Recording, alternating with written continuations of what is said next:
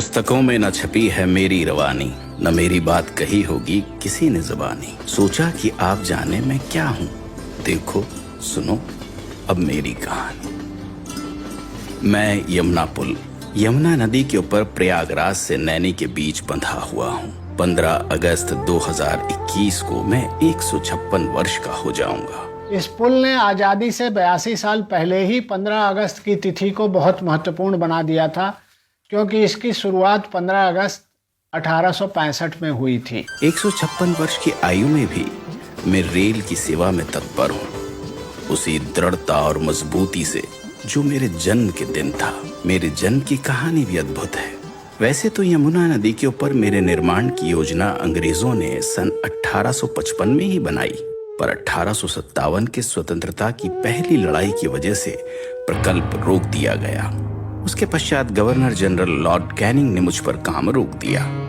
वे सुरक्षा हेतु रेल को किले से या उसके आसपास से ले जाना चाहते, ताकि किले की बंदूकें उनकी रक्षा कर सकें।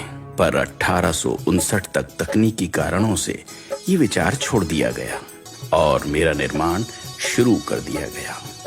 मेरे निर्माण के समय की भी एक रोचक कहानी है। ये जब पुल बन रहा था तो बार बार ये गिर जाता रहा।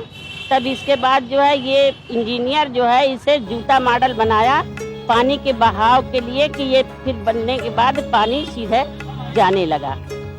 इस एक पिलर को बनाने में लगभग 20 महीने लग गए। आज भी ये अद्वितीय पिलर मुझे थामे हुए खड़ा है।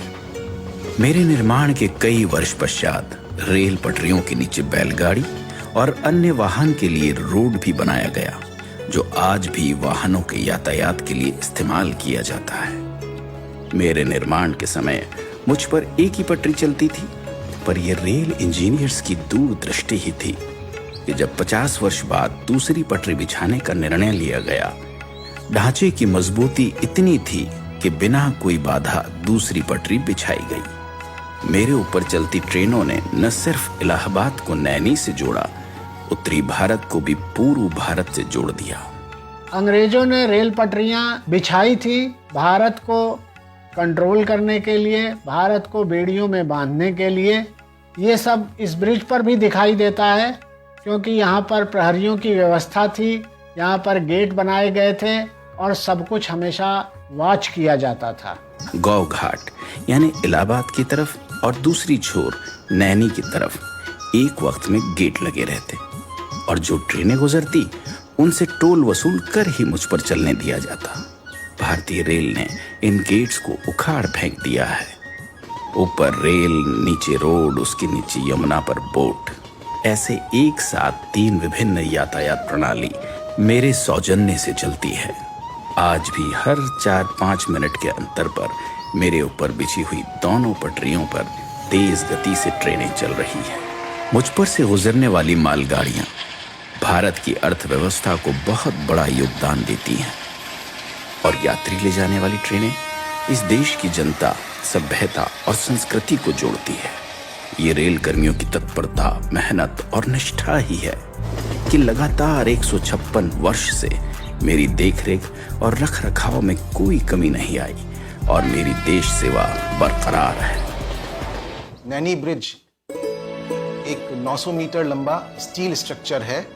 इस नैनी ब्रिज का रखरखाव अंडर वाटर सर्वे और अल्ट्रासाउंड जैसी तकनीकों से किया जाता है। इसमें सेंसर्स लगे हैं जो जल स्तर को मॉनिटर करते हैं और बाढ़ जैसे खतरों से सचेत करते हैं। सन 2004 में नए यमुना रोड पुल का निर्माण हुआ और उस पर यातायात शुरू हो गया। हालांकि आज मुझ पर भारी वाहन नहीं चलते, छोटे वाहन और रेल से प्रयागराज और नैनी को मैंने ही सुचारू रूप से जोड़ा हुआ है। यह पुल भारत का तथा भारतीय रेल की विकास यात्रा का पिछले 155 सालों से मौन साक्षी है।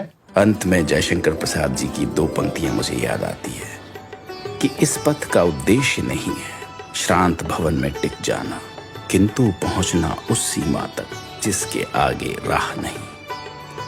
इसके साथ ही मैं विदा लेता हूं, इस वचन के साथ कि देश की सेवा में मैं हमेशा हमेशा के लिए समर्पित हूं। जय हिंद।